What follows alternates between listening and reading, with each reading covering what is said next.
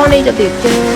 ដាំថ្មពងបងមើលថាយើងចម្រាញ់យកកលេចបងអើយនិយាយពីថាក្តាមថ្មពងយើងមើលឲ្យហើយបងខាងយើងគឺលើកតែក្តាមថ្មពងលេខ1ណាបងនេះចូលមកគឺមានច្រើនមែនតែម្ដងបងមើលតែចំណងគឺដឹងណានេះចំណងយើងណាចំណងខ្សែលីឡុងបងអត់មានទម្ងន់ទេ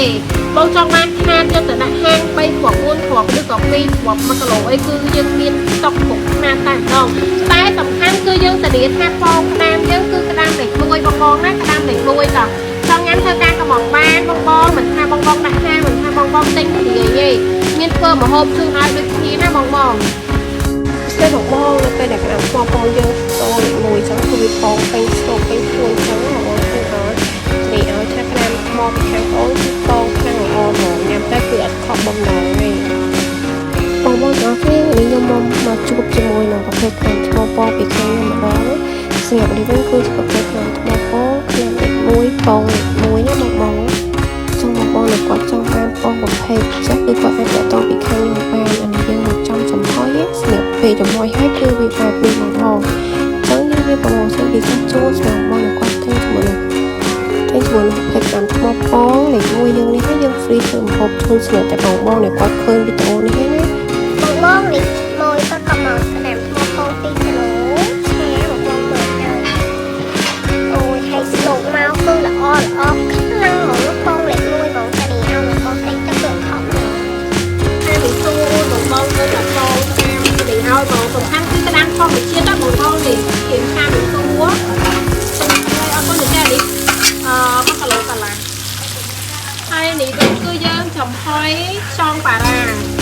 អរគុណមែនតើទៅគឺអាចតែពេលល្ងាចណាគឺខ្ញុំទៅប្រម៉ោងក្តាមថ្មពងតាមមីសួរយើងគឺចេញទៅទៀតហើយមកប្រអប់ធំចេះតែម្ដង1គីឡូកន្លះសម្រាប់បងចង់ញ៉ាំធ្វើការកំងបានណាបងមីសួរយើងមីសួរនៅខាងក្រោមបងនេះគឺខាងពងឲ្យណែនផ្អឹងចឹងមកសម្រាប់បងចង់ញ៉ាំធ្វើការកំងបានណាក្តាមថ្មពងពេញពងណែនពងល្អបែបហ្នឹងបងធានាថា